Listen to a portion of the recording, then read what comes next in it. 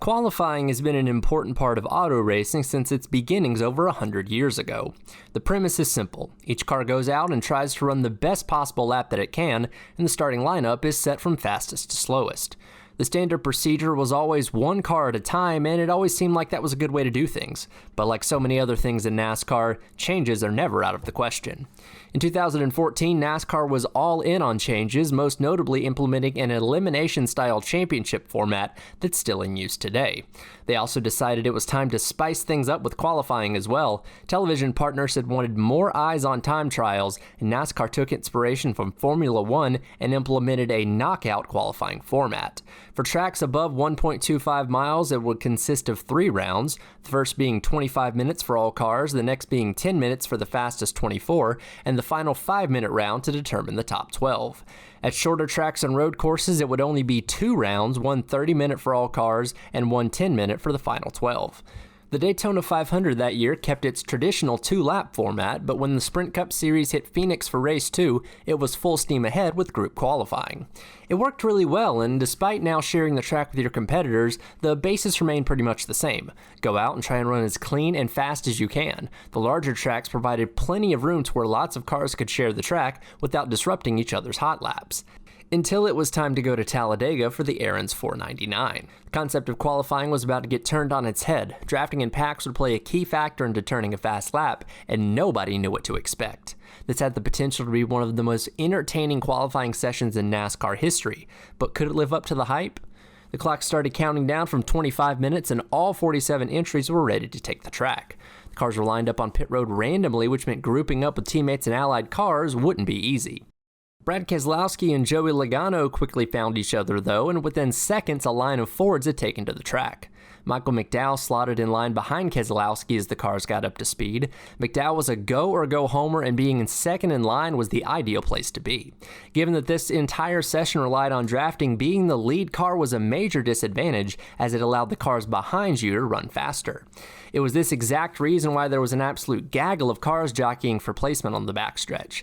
Some got lined up going slow in hopes they'd be able to latch onto the back of the cars at speed, but Keselowski's group zoomed by most of them.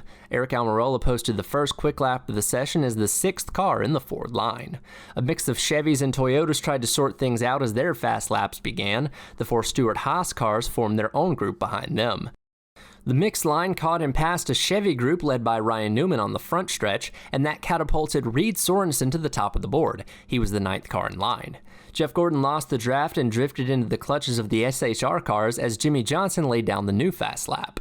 Gordon caught the Fords at the right spot and pulled all 4 SHR cars and himself into the top 24. Things were getting dicey as the mix of slow and fast cars converged on the backstretch. Gordon's line timed things perfectly again, and now all 5 cars jumped into the top 6. Meanwhile, rookie Kyle Larson had yet to catch a draft, and he was once again out of luck as everybody flew by him. Kyle Busch went to the top next, but it was all for naught as he would have to start at the back of the pack to start the race regardless due to an engine change the day before. Dale Jr. sat on the cut line of 24th, but knowing that wasn't safe with still over 15 minutes left, he continued to try and run fast laps. A group of RCR-affiliated cars made their way into the top 24, and just like that, Jr. was on the outside looking in. Gordon informed his team this was by far the wildest thing he'd ever been involved with in his career. Hey look, it's Josh Wise's Doge car. Ah yes, back before everybody hated NASCAR Reddit. Michael Waltrip and Kyle Busch managed to find the wall at some point during the sessions, but the damage seemed minimal. Just past the halfway point in round 1, and J.J. Yaley, Joe Nemechek, Dave Blaney, and Eric McClure were all in jeopardy of missing the race if their times didn't improve. In the final 10 minutes, the number of cars on track diminished quite a bit, so the cars that were on the track didn't have as many opportunities to get big drafts to improve their times. In fact, with just over 5 minutes left, the only 2 groups left on the track were just crawling around, waiting for the other one to take off. Junior said, "Screw that," and headed for the pits. Nothing changed in the last few minutes, and those same 4 cars below the line ended up missing the show.